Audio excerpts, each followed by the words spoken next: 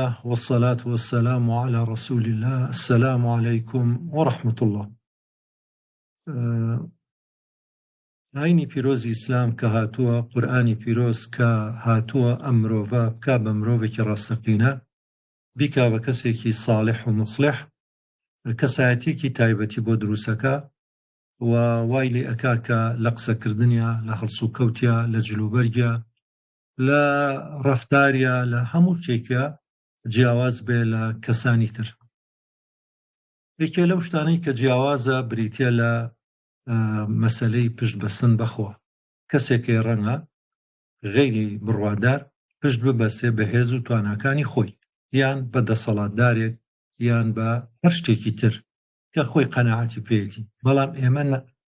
ئێمە ئیمانمان بەخوایەکە، ئەم خوایە عەزیزە، حەکیمە، عەلامی غویوبە و هەموو شتێک لە لای ئەوەیە. ئەم خوایە داوا لە ئێمە ئەکات کە ئێمە لە هەموو شتێکە ڕووی دڵمان بکەینە ئەو، تەنها ئەو بپەرستین و ئەو وەسایل و ئەسبابانەی کە لە دنیا بۆی داناوین، ئەو وەسایل و ئەسبابانە هەوڵ بین چەندمان توانی بیگرینە دەست و هەوڵی بۆ بین و بەدڵیش پشت بەخوا ببەستین بۆ سەرنجامی کارەکانمان و بۆ ئەوەی کە ئەنجامی باش بات بەدەستەوە. ئەمە ئەوەی کە ئێمە بەناوی ئەوەی پشت بەخوا ئەبەستین، مەسەلە یەمەنیەکان کاتی خۆی ئەهاتن بۆ حەج، هیچیان لەگەڵ خۆیان نەیان و دێمە پشتمان بەخوا بەستووە، پیان وتن وا نابێت تۆ ئەبێت تۆ زەخیرە و پێویستیاتی ڕێگەی خۆت بێنی، ئەو سا پشت ببەستە بەخوا. کابرایەک خوشترێکی پێیە یا وڵاخێکی پێیە، ئەچێتە مزگەوتەوە، ئەبێ بیبەستێتەوە، ئەنجا پشت بەخوا بەستێ، بەرەڵایکە ئەڕوات، ئەوە پشت بەستن بەخوا نییە. کەواتە گرتنەبەری هۆکار و ئەسبابەکان، وەسایل و ئەسبابەکان بەو مانایە ناکە بیپەرستین، بۆ مانایە ناکەوا بزانین ئەوانە هۆکاری فیالین و ئەنجامیان هەیە و هەموو شتێک بۆ خۆی ئەڕوە. ولا تقولن لشيء إني فاعل ذلك غدا إلا أن يشاء الله. مەڵێ بۆ هیچ شتێک کە من سبەینی ئەیکەم مەگەر بڵێ ئینشاء الله. بۆ کاتێ من مەوعیدێک لەگەڵ بەڕێستێکتانە دائەنێم کە سبەینی یەکتریە بینین لە سەعات 9 بەیانی، 1001 سەبەبەیە کە من و تۆ نەتوانین یەکتری ببینی لەو کاتە، لەبەرەوەڵین ئینشاء الله. ئەگەر خوا ویستی و عەرقەلەیەک دروست نەبوو بۆمان، توانیمان لەو سەعاتە هەوڵەین کە بیگونجێنین و یەکتری ببینین. بۆ هەموو شتێ وشەی ئەگەر خوا ویستی پێویستە ئینشاء الله ئێمە بیڵێین کە جیاوازی ئێمە لەگەڵ خەڵکانی ترە. وای گەورە پێغەمبەرەکەی صلی الله علیه وسلم و بڕواداران لەسەر ئەمە پەروەردەکەوە فەرمێ ئەلەیس الله بکافین عەبدە، خوا کافی نییە بۆ بەندەکەی، وەیخەویفونەکە بالذین من دونی، ئەترسێنن بە غەیری خوا، ئیتر بە ڕسق بڕین، بە هەڕەشە لێکردن، بە هەر شتێکی تر کە بۆیان بکرێ.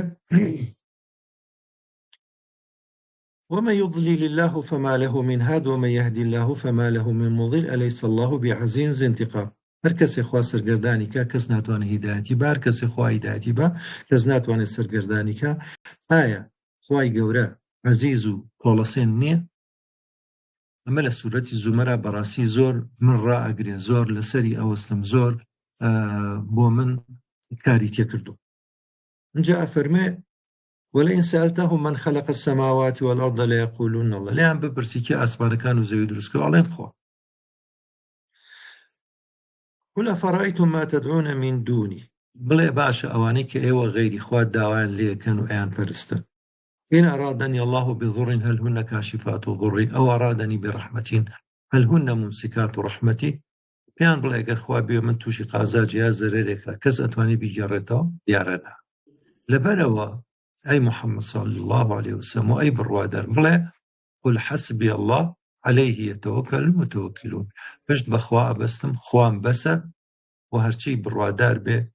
و پشت ببەستێت تەنها پشت بەخوا ئەبەستێ. ئەم وشەی قل وا بڵێ پێغەمبەر صلی الله عليه وسلم کە ئەڵێ قل هو الله، قل أعوذ برب الفلق، قل أعوذ برب الناس، وتقول سبحان الذي سخر لنا هذا. ئەمانە کردوێتی بە ورد کە 7 جار بەیانیان 7 جار ئێواران خۆشەویستمانەی فەرموو حەسبی الله لا إله إلا هو عليه توكلت ئەوە یعنی ئەمە حسبي الله لا إله إلا هو عليه توكلت وهو رب العرش العظيم أما بو بويرت يعني بتو حوجار يعني حوجار تا لا وكو بليلا لا شعور أما أتشسبه كهميشة هستكيك خوات بس وخوا خوي الكافية وبرسيارك أليس الله بك خوا كافيني أبو عبد جاء قر خوا كافيني به أي شي كافي أبو ميسان أما أبي أما تيبقي يانا فرمي بي والتوكل على العزيز الرحيم بجب بستبو خواي كعزيزة ورحيمة هاتشي دا صلاتي لا خويتي الذي يراك حين تقوم أو خواي كأتبيني وكاتي على سيبو شونيش لجوري كي سيبت شوارا لمالكي خويا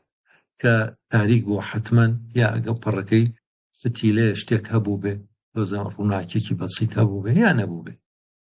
خوا أتبيني كتوبة تاقي تنها لمالا شونيجكي وتقلبك في الساجدين وأدبيني كاكاتي لناو نشخينانا جماعتكي لما مزقوت زيادة روناك بوديارة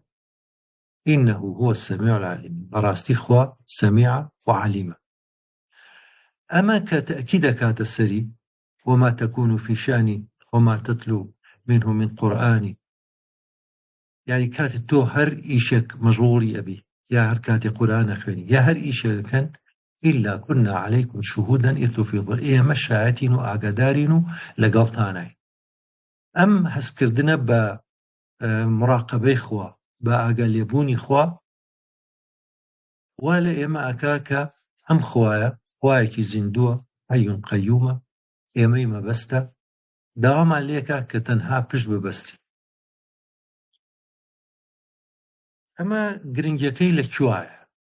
حتى بو إما لم زمانا مامۆستا إحسان قاسمی کە پێڵێن سەفیری پەیامەکانی نور باسی گەشتی خۆیەکە لەگەڵ پەیامەکانی نورە کە پەیامەکانی نوری لە تورکیەوە کرد بە عەرەبیکە کە مجەڵەدە زۆرە ئیشێکی گەورە بوو کە ئەو پیاوە کردی خوا جەزای بات ئەڵێ لەو کتێبە باسی ئەکات ئەڵێ برادەرێکم هەبوو دکتۆر ئیدریسی حاجی داود لە مۆسڵ بوو ئەم پیاوە دکتۆری چاو بوو پیاوێکی بۆ خوا سوڵحاو بوو یەکێ بوو لە برا کۆنەکان و دامەزرێنەرانی برایان لە مووسڵە بەرامبەر عەیادەکەی خۆی مزگەوتێکی دروست کردبوو لە گەڕەکەکەی خۆشیان یەکەم کەس بەیانیان خۆی ئەچوو دەرگای ئەکردەوە ئەم پیاوە باشە لە ڕۆژێک چوون بۆ لای بۆ عەیادەکەی سەردانم کرد وتی مامۆستا مەڕۆ ئەچین بۆ لای برادەرێک حەزەکەم بیبین وتم کێیە وتی با بڕۆی کە ڕۆژین لە ڕێگا وتی ئەمە گەنجێکە هاتۆتە لام بیتاقەی عەیادەکەی بڕی و عەلاساس بۆ فەحسی چاو ئەمانە کە هاتە ژوورە وتم فەرموو چیتە وتی وەڵا هیچم نییە ئەی باشە بیتاقە بۆ بڕێەوە بۆ سەرت گرت وتی وەڵا هاتووم ڕاستپاردەیەکم هەیە چییە فەرموو وتی ئەمشەو لە شەو نوێژە تۆ فڵان سوورەتت نەخوێن وتم بەڵێ فڵان سوورەتم خوێن تۆ چوزانی وتی من گەنجێک بووم پێت و شەیدای ئامۆزایەکم بووم نەیانەیامێ ئاگام لە خۆم نەماوە ئیتر ئەڵێ برادەرێک وتی بۆ نایی بۆ کۆڕی زیکری ئەو مامۆستا بەڕێزە چوین منیش لا تریسکە وەستام و بەشداریم نەکرد دوایی شێخەکە مامۆستاکە وتی فڵان بۆ بەشداریت نەکردی وتم وەڵاهی قوربان شێت و شەیدای ئامۆزایەکم و ئامۆزاکەم ناممەنێ وتی دەی زۆر باشە زیاتر بۆی بسووتێ ئەم قسەیە وای لێ کردم کە داپچڵەکەم بوو بە خاڵی وەرگەڕان خاڵی تەحەول وتم جا باشە من بۆ ئینسانێک بسووتێم باشترەیە بۆ خوا بسووتێم ئەم ئینسانە بمەنێ یان نەمەنێت چی لە واقعی و چی لە ژیانی من ئەگۆڕێ چی لەگەڵ مایەتە قبرەکەەوە لەوە ژیانم گۆڕا و ئیتر خوای گەورە حەقی ئەو گۆڕینەش ینی وای کردو لەگەڵما وەکو ڕێزێک و کەرامەتێک کە زۆر کەس لەوانەی شەو نوێژەکەن لە موسڵام من شەوەی بینم. حکمەتی ئەمە لە چیایە؟ ئەم دکتۆر ئیدریس حاجی داودە کە یەکێک بووە لە ئەولیاکانی خوا پێویستی بەوە بووە کە تێبگا تۆ شەو نوێژەکەی ئێمە ئەتبینین ئەزانین چه سوورەتێک خوێنووە ئەوە تا بە عەبدێکی خۆمانە جوابت بووە نێرین تۆ ئەم شەو فڵان سوورەتە خوێنووە. ئەمە بۆ تاکیدکردنە بۆ دڵقایمیە بۆ یەقینیاتە هەتا وەکو زیاتر پشت بەخوا ببەستێ. وازەحە عەزیزەکانم، ئەمە تەجروبەیەکە بەڕاستی زەرورە هەموومان تێی بگەین و ئیشی لەسەر بکەین کە خوای گەورە زۆر تاکید دەکاتە سەری ئەفەرمێ ولله غيب السماوات والأرض وإليه يرجع الأمر كله فاعبده وتوكل عليه وما ربك بغافل عما تعمل. تأكيدي زۆر ئەکات کە بچی نهێنیەکانی ئاسمانەکان و زەویە لای خوایە و هەموو شتێکیش بۆ ئەوە گەڕێتەوە، هیچ شتێ بەبێ ئەمری ئەو نابێ، تەنها ئەو بپەرستە و پشتی پێ ببەستە و پەروەردگاری تۆ غافڵ نییە لەوەی کە ئەیکە. وتوكل على الحي الذي لا يموت، پشت بۆ خوا ببەستە کە نامرێ، بەشەری تر هەموویان مرن، پەنای پێگری پەنات نایە، تۆ ئەوت خۆشەوە مەرجنیە و تۆی خۆش بێ، مەرجنیە لە کاتی پێویستە. خوای گەورە قەریب و موجیبە، دەی نزیکترین کەس ڕەنگە لە کاتی پێویستیان نێ بەهاناتەوە، بەچخوا نە، قەریب و موجیبە. وسبح بحمده وكفى به بذنوب عباده خبيرا. ئەم خوایە کە ئاگای لێمانە هەمان بینێ. اینجا خوای گەورە هیات پەروەردەی ڕواداران و پێغەمبەری خۆشەویستمانەکە لەسەر چی؟ لە بە قیسە و چیرۆکی پێغەمبەران. وقال موسى يا قوم إن كنتم آمنتم بالله فعليه توكل. حضرت موسى صلاة والسلام خوای لەسەر بێ بەگەلەکەی وت ئەگەر ئێوە ئیمانتان بەخوا هەیە پشت بەخوا ببەستن. کە ئەوان وتیان ئێمە چەند ساڵە ئەچەوسینەوە تۆش هاتووی وەزعمان باش نەبووە. فعليه توكلوا إن كنتم مسلمين. ئەگەر ئێوە بەڕاستی تەسلیمی خوا بن فەرمون پشت بەخوا ببەستن.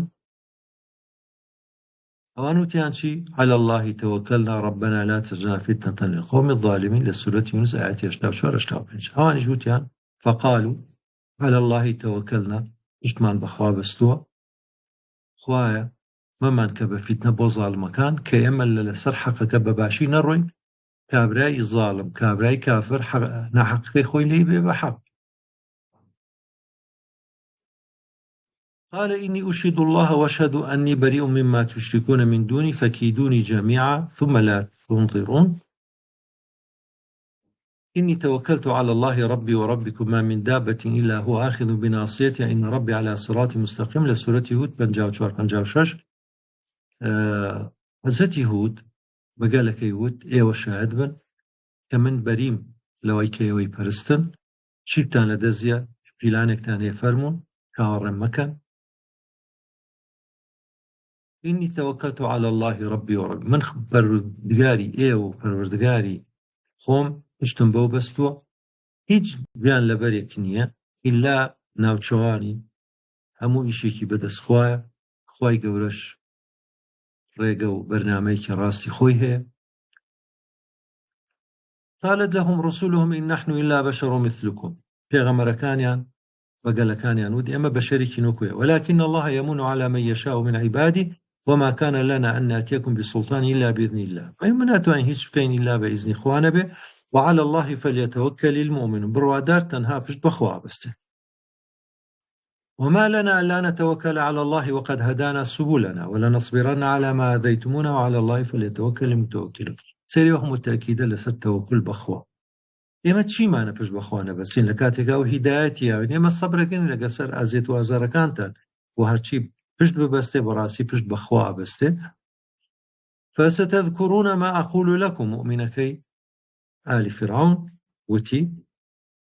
بیستانەکەوێتەوە ئەوەی کە من پێم وتون،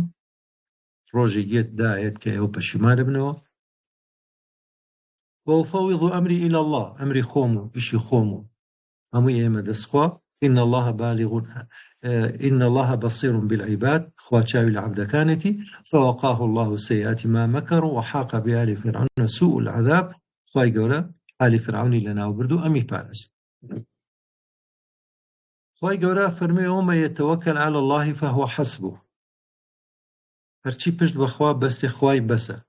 إن الله بالغ أمري قد جعل الله لكل شيء قدرا هرچی پشت بخوا بسته خواي قولا دەرگای لێ کاتەوە و خوای گەورە ئاگای لە هەموو شتێک کاتێ موسڵمانان لە جەنگی ئوحودە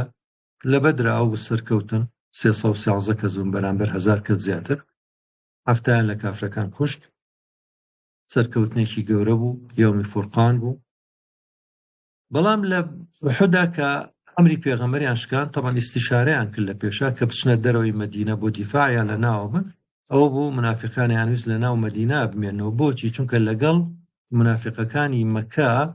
کە ئەبو عامری فاسقیان پێ و ئەبو عامری ڕاهیب لەوێ تەکبیریان کردبوو کە ئەمان لە ناوە بمێنەوە کە ئەوانیش لە دەرەوە هاتن ئەمە لە ناوە هەڵگەڕێنەوانێ و مەدینە تەسلیم بکەن ئیتر کاتێ بە قسەی ئەوان نەکرا و دەرچوون لە مەدینە ئەوە بوو ئەوان گەڕانەوە لە سەرسەی سوپاکە گەڕایەوە وتیان بە قسەتان نەکردوین ئێوە بۆ لە مەدینە نەمانەوە دیفاعکەین لە کۆڵانەکانی مەدینە دیفاعکەین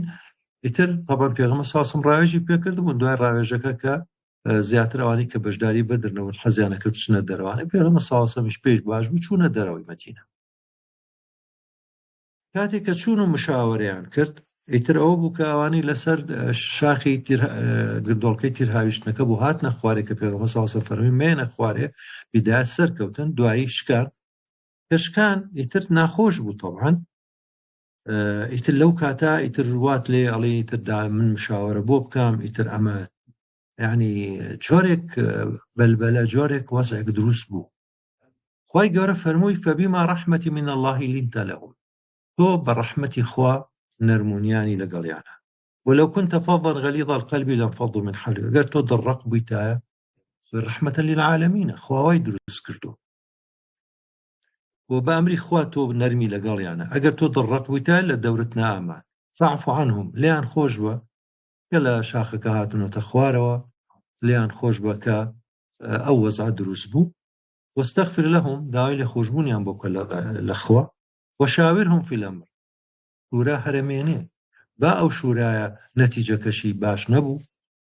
بەهۆی بێ ئەمری پێغەمبەر صلی الله علیه وسلم بەڵام هەر شورا بکەن فإذا عزمت فتوكل على الله کە بڕیاری شتێکتدا ئیتر پێویست بە ڕاڕایی ناکە بەسا عەرەب هاتن بچوونایە بۆ شوێنێک مەسەلا باڵندەیەک بەلای ڕاستە بڕۆشتایان و ئیشەکەمان سەرەگرێت باڵندەیە لەو کاتە خۆیان بیان فڕانایان بفرێ بەلای چەپایان و بەخوا ئیشەکەمان خراپە یا مەساوەڵێ وەڵا لە ئەوەی لە ڕەجەبا بێ وایە ئەوە کومی بۆ شتەژێڕنەوە بڕواداروان نییە وەسایل و ئەسبابەکانەگرێ وأنجا فإذا عزمت فتوكل على الله بڕۆ پشت بەخوا بەسە و بڕۆ ڕاڕایی و دوودڵی و ئەمانەی ناوێ قورآن تاکی دەکاتە سەر ئەوە إن الله يحب المتوكلين خوا ئەوانەی خۆشەوێ کە پشتی پێ ئەبەستن إن ينصركم الله فلا غالب لكم ئەگەر خوا سەرتان خا کەس ناتوانێت بە سەرتانە زاڵ بێ وإن يخذلكم ئەگەر بشکێن پشتان بەربات فمن ذا الذي ينصركم من بعدي چێ دوای خوا سەرتانە خا کەس لەبەرەوە دایم دوعاکەین خوایە مەمانەرە دەست خۆمان بۆ تاقە ساتێکیش بۆ چاوتروکانێکیش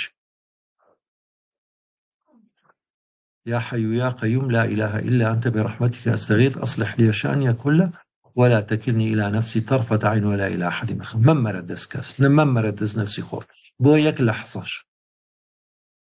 ئەمەیە پشت بەستن بەخوا وعلى الله فليتوكل المؤمنون هەر دیسان ئەمان لەو شەڕا ئیتر ئەوە بوو کە قڕیشەکان گەڕانەوە دوایی بڕیاریانە بێنەوە سەر مەدینە جارێکی بە حساب بنە بڕیان کە ئەمان بریناریان زۆرە و تێکشکاون بە حساب یەکەم جار ئیتر ئەمانیش کە زانیان وایە ڕۆیشتن بەرەو ڕوویان ئیتر کە کافرەکان زانیان موسڵمانەکان خۆیان کۆ کردوتەوە هاتوونەتەوە بۆ شەڕ تر ترسا خی گەورە باسی ئەمە تۆمارەکە الذين قال لهم الناس إن الناس قد جمعوا لكم فاخشوهم فزادهم إيمانا وقالوا حسبنا الله ونعم الوكيل پیانوتن ئەوە ئیتر قوڕیش خۆی کۆ کردوتەوە یەتەوە هەمووتان لەناوە بۆ دووهەم جار هەللا دار ئەمان وتیان چی وتیان ئیمانیان زیاتر بوو وتیان خوامان بەسە و هەرە و شتی پێبەستی فانقلبوا بنعمة من الله وفضل لم يمسسهم سوء توشي هیچ ناڕەحەتیان نەبوون کافرەکان نەیانوێرا بێن سەرکەوتنێکی تر بوو بۆ مسلمانە واتبعوا رضوان الله دوای ڕازامەتی خوا کەوتن والله ذو الفضل العظيم خوا فەزلی زۆرە عەزیزەکان ئەگەر سەیری غەزاکان بکەین لە ژیانی پێغەمبەرە صلی الله علیه وسلم سەیری ژیانی پێغەمبەر بکەین صلی الله علیه وسلم بە ئاشکرا پشت بەستن بەخوا ئەبینین کۆمەڵێک گەنجیان هێناوە بەهێز بە شمشێرەوە هەر یەکەی لە هۆزێکە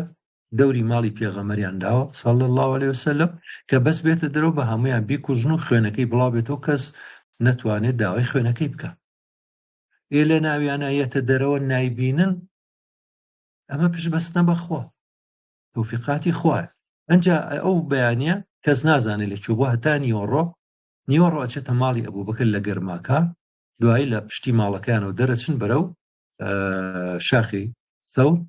و لەوێ 3 ڕۆژ ئەمێنەوە دوایەوەش ئەچن بەرەو مەدینە هەموو وەسایل و ئەسبابەکانی تەرتیب کردو کە لە نیوەڕۆ بچێ گەرما لە پشتی ماڵەکەەوە دەرچێ ئەنجا پشت ڕشتیان ئامادە کرده بوو بۆ سەفەرە ئەنجا یەکێکیان لەگەڵا بوو کڕیان پیشان بە دوایی تر کە تەبانین بوون دوایەوە کاتێک کچەکەی ئەبوبەکر خواردنیان بۆ هێنێ ڕەکەی ئەبوبەکر و شوانەکەی بێنەوە بە مەڕەکانیان تا ئەو جێپیانە دیار نەمێنێ تا شوێنەکان نەدۆزرێتەوە یعنی هەموو وەسایل و ئەسبابەکانی کە عەقڵی بەشەری لەو ڕۆژە تەسەووری بکە گرتوێتە بەر ئەنجا پشتیشی بەخوا بەستووە ئەنجا توشنە بەردەمی ئەشکەوتەکە نەیان بینی ئیتر بۆ هەموو ڕووداوەکانی تری سیرە سیر بکەین یا ژیانی ئەسحاب سیر بکەین مەسەلە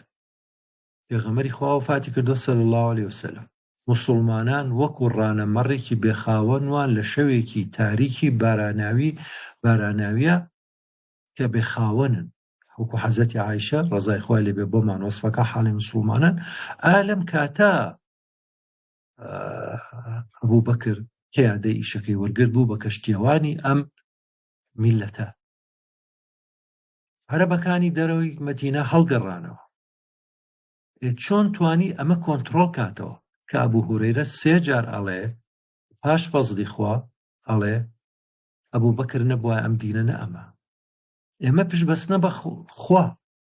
یەقینی هەیە کە تۆ پشت بەستە بەخوا خۆی گەورە زایەت ناکە عەزیزەکانم ئەم مەسائلانە زۆر زەرورە تی بگەین و لە ژیانمانە ڕەنگ باتەوە بۆ بەڕاستی هەرچیمان پێ ئەکرێ لە هۆکاری دنیایی بیگرینە بەر و بدڵیش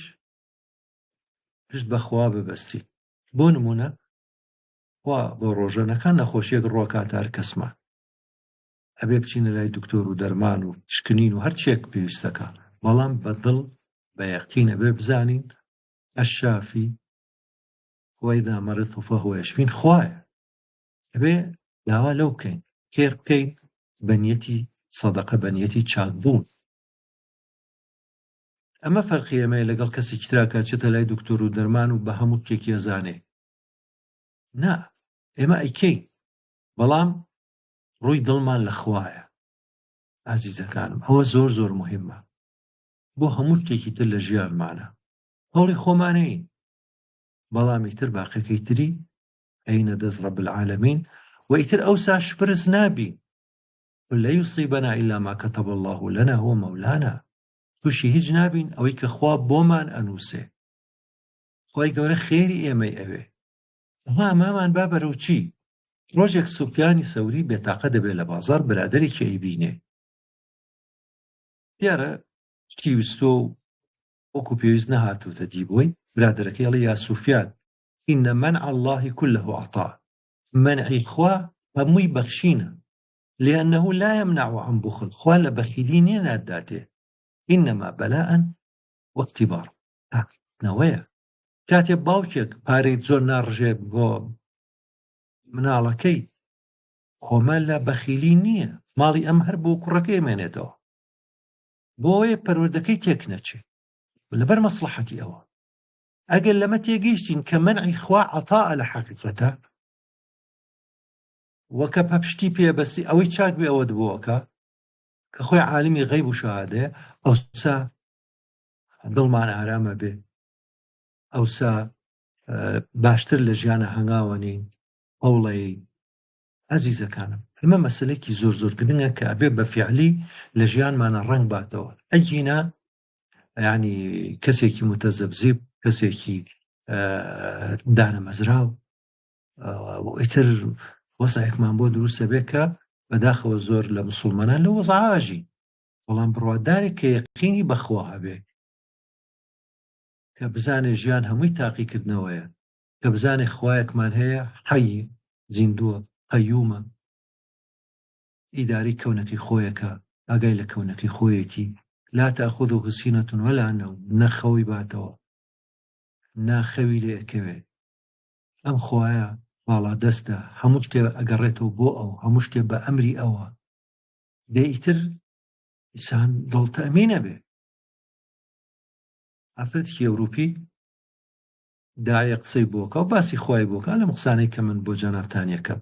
ئەشوتی وەڵڵای ئەم خوای هەر بۆ من باشە بخۆ من ڕۆحم دەرچوو لە خەمی ڕزقی سبەینی و لە خەمی ئەجەل و لە خەمی چی و چی و چی من فەوتام ئەگەر خوایەک ئەمانە هەمووی بۆ من دابین کا هەمووی خۆی بیکات بۆم ئێمە چیمەوێ ئەم خوایە ئەم ئیمانداری بۆ ئێمە ناردووە خۆی پێناساندووین پێغەمەرانی بۆ ناردوین بۆی ئێمە تێک نەشکەین عەزیزەکان ئەم بەشەرە زۆر بە ئاسانی تێگەشکێ زۆر بە ئاسانی دوو وایری مێشکی شۆرتەکە و تێکەچێ عەزیزەکانم ئەم بەشەرە بەچی بەقووە دەبێ بە ئیمان بەقووە دەبێ ئەم ئیمانەیە ئەبێ ئێمە تێی بگەین ئەم ئیمانەیە ئەبێ ئێمە بە چاکی ڕەنگ باتەوە لە ژیانمانە واوەیلا بە حاڵمان ئەگەر دینداری نەبێ بە حاڵ بۆمان ئەبێ دینداری ببێ بە حاڵ بۆمان ئەو کاتە ئێمە چێژ لە دیندارێکە بینین چکە بۆ ذاقە طعم الئیمان کێ تامی ئیمانی چەشتووە لە حەدیسە هاتووە کەواتە ئەبێ ئێمە هەوڵ بین تامی ئیمان چێژین بەچی بەوەی کە بزانین ئەوەی لە خواوە بێت ئەبێت هەموو شتێ لە خواوەیە خوایشی گەورەی باڵا دەستمان هەیە تەنها ئەو بپەرستین تەنها داوا لەو بکەین یعنی ئابە و شێوەیە کە لە فەرموودا هاتووە ئیمان چێژی هەیە ئەژی و ئەمرێ نازانێت چێژی ئیمان چییە ناچێتە ئەو باشتەی کە لە خوا لە دنیاشا بۆی داناوە کە ئەلا بذیکری اللهی تطمئین القلوب جا عەزیزەکان چەند نمونەیەک عەرزی جەنابتانەکەم لەسەر ئەوانەی کە پشت بەخوا بەستن چۆن خوای گەورە زایعیان ناکات لەم ڕۆژانە ئافرەتێکی ئەندازیاری مەغریبی بە ناوی ئیبتیهال ئەبوو سەعەد کە پۆڕە لە بەرمەجەکردن و لە زیرەکی دەستکردە ساڵی 1990 لە مەغریب لەدایک بووە و لە یادی لە شەریکەی مایکرۆسۆفتی شەکە ئەمە معاشێکی دیارە زۆری هەیە کەسێکی زیرەک و بلیمەتە لە یادی 50 ساڵی کۆمپانیای مایکرۆسۆفتدا هەستا وتی ئێوە هاوکاری جوولەکەتان کردووە بە زیرەکی دەستکرد ئێوە شەریکن لە تاوانی قەتڵعامی فەڵەستینەکانە ئەم فەزەحکردنە ئەم ڕوبەڕووبوونەوەیە دیارە بۆ مای ئەوەی کە فەسلیکەن بەڵام ڕوادارە بێ حەق بڵێ ئەبێ حەق سەرخا و پشت بەخوا چێبێ با ببێ سوبحان الله کابرایەک کە ڕەجل ئەعمالە لە کۆیت بە ناوی عەبدوڵڵا دەبوس دەوڵەمەندە زۆر کۆمپانیا شتی هەیە پەیوەندی پێوە کرد فەرموو وەرە لای ئێمە ئیش بکە یەکسەر خوا بۆی تەعویز کردەوە ئاخر دەسەڵگرتن لەو شوێنە و لە ئەمریکا و لە جامعەی هارڤاردی تەواو کردووە، کەسێکی زۆر بلیمەتە. ئەمان فەسڵی کەن دیارە لە ئەمریکا ژەگە دژایەتی بکەن لە وڵاتانی ئەوروپا هەرە ئیشی نایانێ، بەڵام لە وڵاتی کوێتەوە خوا دکتۆر ئەم عەبدوڵڵا دەبووسە کە ڕەجوول ئەعمالە و دەوڵەمەندە بۆی مسەخەرەکە، ئەڵێ وەرە لای ئێمە ئیش بکە و لە خزمەتە. یەکسەر خوا بووی تاویز کردەوە. خەمت نەبێ، ڕزق لای خوایە، وەفی السەماء ڕزقكم وما توعدون. دکتۆر سەعدوڵڵا بەرزنجی کە داعیەکی گەورەی عێراقیە، کوردە لە ئەسڵە، و ئێستا لە هەولێر دانیشێ، لە وتارێکە ئاڵێ کەسێک هاتە لام کە لە وتێلێکی نێودەوڵەتی کاریە کرد، مەشروباتی تیا خورایە و کاری خراپەی تیاکرا، وتی یا شێخ من کرێچیم، دایک و باوک و مناڵەکانم هەمویان بەسەر منەوەن کە ئەبێ بیانژێنم، ئایا ئیشکردنم لەو وتێلە حەڵاڵە یا حەرام؟ ئەڵێ منیش پێم وت تۆ فتواتەوێ یا تەقواتەوێ. یەکێکی موفتی ڕەنگە بڵێ ناچاریە و ناچاریش ئەگەر جۆرێ حەرامی تیابێ تۆ مەجبوری تو لەبەر ماڵ دایک و باوک و مناڵەکان تو ئیشی ترە ڕەنگە دەست نەکەوێ، ڕەنگە فتوایەکە بۆ بە. بەڵام ئەگەر تەقوا بێ، ومن يتق الله يجعل له مخرجا ويرزقه من حيث لا يحتسب ومن يتوكل على الله فهو حسبه إن الله بالغ أمره قد جعل الله لكل شيء قدرا. ئەوەی کە لە خوا بترسێ، خوا دەرگای لێ ئەکاتەوە، ڕزقیا لە شوێنێک خڕ تەسەوری نەکردووە، ئەوە هەرچی پشت بەخوا ببەستێ خوای بەسە. خوای گەورەش هەرچی بوێ ئەیکا و هەموو شتێک کات و وەختی بۆ داناوە. ئەمە کە پێم وتی باش نایکەم، چوو ئیستقالەی تەقدیم کرد لە وتێلەکە، مدیری ئیدارەکە وتی وەڵڵاهی من ئەوەی ئاگام لێ بێتەوە کرێکی دایک و باوکە بەسەرا کەوتووە، هەژاری بە ئاسانیش ئیشت دەست ناکەوێت، بۆچی وازەیە؟ بەخوازێنم حرامە. ئێتە ئەو ڕۆیشت و ئەمیش عەریزەکەی تەقدیم نەکە، هەلای خۆی داینا، وتی هەرە گەڕێتەوە. چەند جار پەیوەندی پێوە کاکە وەرەوە سەر ئیشەکەت، ئیشت دەستکەوتەوە ناوەڵە، کاکە وەرەوە سەر ئیشەکەت، ئێوە بەچی ئەژین؟ ئیتر وەزعێکی نەفسی زۆر زۆر خراپ، وەزعێکی ناخۆش، نەبوونی، کرێچێتی،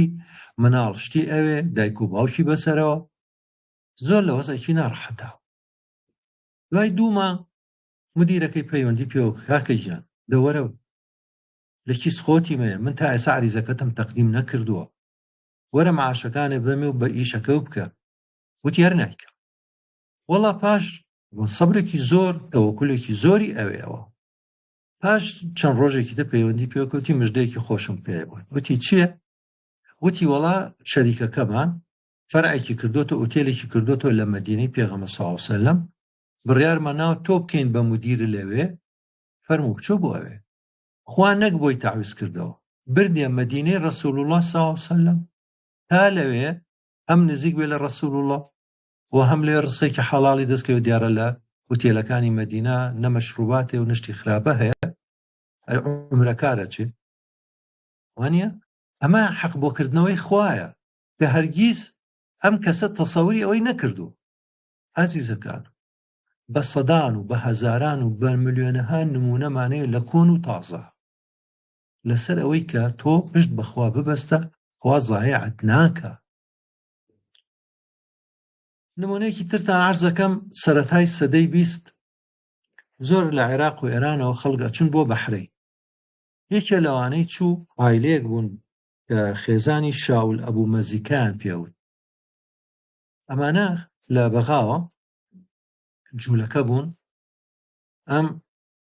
شاولە لەگەڵ هاوسەرەکەی لەگەڵ کچێکی شێ بوو، چون بۆ بەحرەین. شاول ئیشی ئاڵتونچێتیە کرد، دایمان جوولەکە خەریکی ئاڵتونچێتی و شتیوان استفادەکە لەوایە، خەریکی ئەوە بوو. چەکەی و ژنەکەشی چنینیانە کرد، پۆشاکی بووکیان جلی بووکیان دروستە کرد، ئەژیان. ئەم کچەی کە تەعامولەکە لەگەڵ خەڵکا کە مشتەری و ئەمانەیەن، دڵی ئەچێ بە ئیسلام، موسڵمانە بێ، دایک و باوکی شێتە بن یعنی چی تۆ واز تاقە کچەی ئێمەی تو واز لە دینی باو باپیرت دێنی تو ئیتر زۆر ناڕەحەتیەکەن هەفتەیە دوان لێ ئەیەن ئازاری ئەدەن نانی نایەنێ هەڕەشەی لێەکەن فای ناکە ئیتر باوکی پەنا ئەبا بۆ ڕاوێژکاری ئەمیری بەحرین کە ناوی چارلز بیلیگرێف بوو چارلز بیلیگرێف یەک قسە لەگەڵ کچەکە ئەکاتەوە بۆی پەشیمانی کاتەوە وتی چۆن واز لە دینی باو باپیرانە دێنی بۆ ئەم داوارنشین و ئەم ساویلکانە چاوبەستی چیان لێ کرد وتی من بڕوای تەواوم بە ئیسلام هەیە پارچە پارچەشم کەن پەشیمان نابمەوە چارلزیش بە باوکی وتی سوودی نییە لەگەڵێ وازی لێبێن ئەم کچە ئەمە لە ماڵەوە مەحاڵێتی و محاولاتی لەگەڵاکە ئەگەر پشت بەخوا نەبەستێ چی فریایەکە قرسە تۆ لە جوولەکەی بی بە موسڵمان لە ماڵێکی جوولەکە غێری خوش کەس شک نابێ ئیترەوە بوو دەنگ و باسەکە گەیشتە لای ئەمیری بەحرین شێخ حەمەد ئال خەلیفە ئەویش وتی کچەکەتان بێنن با لە قەسرە لەگەڵ کچەکانی منە بژی و لە بەرچاوتان نەبێ ئیتر خوای گەورە دیارە دەرگای لێ کردەوە کە لە قەسری ئەمیری بەحرینە لەگەڵ کچەکانی ئەوا بژی دوایی گەورە حاخامی عێراق بە ناوی یوسف زیلۆف داوای لە ئەمیری بەحرین کرد وتی ئەو کچەتمان تەسلیم کردەوە تەسلیمی کرداتۆیان کوشت لەژێر تەعزیبەیان کوشت وتی تەسلیمی ناکەم مسڵمانێکە و ئەو لە ماڵی منە دانیشتۆ تەسلیمی ناکەمەوە تەسلیمی نەکردەوە خوای گەورە جارێکی تر کە دەرگای لێ کردەوە بەچی بەوەی کە دەوڵەمەندێکی بەحرینی بە ناوی محەممەد عەلی ئەمینی عەوەزی هات داوای کرد و خواستی و هێنایەوە ناوچەی حۆرە هەمان لە دایکۆکی لە ناوچەی حۆرە ئەژیان لە بەحرین هێنایەوە ئەوێ ئیتر خەڵکی مەنتیقەکەیان ناسی کە ئەم قوربانیە و کە ئەم فڵمان بوو کە ئەوە ئێستا شووی کردووە لەوێ ئیتر مناڵانی گەڕەک ئەهاتن بۆ لای پارەی ئەیانێ نوقڵیانێ ئەیود ئەوە مێردەکەم لە مزگەوت نەتان بینێ بەتەم شیرین و پارە نەبن ئیتر بەوە هانی ئەیان بۆەوەی کە بچن بۆ مزگەوت و کە تەژی ئەیان کا لەسەر چون بۆ مزگەوت پاشان مێردەکەی ئەمرێ سەرۆتێکی زۆری بۆ بەجێ هەڵێ سەرۆتەکەی بەکارهێنا بۆ پرۆژەی لە بەرکردنی قورئان و سەرپەرشتی مناڵی بێباو مناڵی نەبوو کۆتایی تەمەنیشی چۆ خەڵوەتگەی پیری حەجی کرد تا مرد باڵا پۆش بوو وتیان بەچی مسڵمان بوویت وتی بە گەورەی قورئان و بە وەرزی شەریعەت و عەقیدەی جوانەکەی و بە بەها بەرزەکانی ئیسلام بۆ خۆشەویستیم بۆ پێغەمبەر و یارانی بۆ مسڵمان سێ وەسێتی کرد وتی یەکەم پەیڕەوی قورئان بکەن سەربەرزێ بۆ خۆتان و نەوەکانتان بۆ خوا مناڵەکانتان لەسەر دینداری پەروەردە بکەن لە قەبرستانی مسڵمانانە بمنێژن کە لە 15/5/48 فەڵەستینیان داگیر کرد جوولەکە ئەم گریە وتی من باشیان ناسم ئەمانە ڕەشەکوژی ئەکەن ئەم پێغەمبەرانیان کوتووە ئێستا ئەبێ فەڵەستینی چۆن نەکوژێ فعلەن دوای ماوەیەکی کەم ئەو بوو چەندەها قەسابخانەیان بۆ فەڵەستینەکان دانا وەوتی خۆیان باشە زانن لە نبوئاتیانە هاتووە کە هەر 70 ساڵێکە مێن و دوای ئەوەش تیاچن ئێستا نزیک بووینەتەوەلەوە کە ئینشاءالله 2027 سەهیۆنیەت ئینشاءالله نامێنێ بە ئیزنی خوا جا عەزیزەکانم من کە نمونەی ئەم ئافرەتە کە ناوی مەسعودە بووە مەسعودە ئەم مەسعودەیە کە کچە جوولەکەیەک بوو کە لە سەرەتای سەدەی 20 کە چۆتە بەحرین مسڵمان بووە و پشتی بەخوا بەستووە خۆی گەورە یەکەم بردی قەسری ئەمیرەوە دووهەم مێردێکی باشی بۆ نارد و سێهەم سەروەتێکی باشی بۆ بەجێما خێر و چاکەی زۆری پێکرد حەجی کرد و لە قەبرستانی مسڵمانان نێژرا ئەمە بریتێ لە پشتبەستن بەخوا ومن يتوكل على الله فهو حسبه هەرچی پشت بەخوا بەستێ خوای بەسە. لەبەرەوە عەزیزەکانم زۆر زەرورە ئەم مانا و مەعانیانە تێبگەین و ئیشی لەسەر بکەین و ببێ بە یەقین لە لامان و لە ژیانمانە ڕەنگ باتەوە هەتا ڕوپەیەکی تر و بابەتێکی تر بەخواتان ئەسپێرم. هەر شاد و سەرفراز بن. مامۆستا گیان خۆی گەورە سەربەرز کە ڕەبی دەستان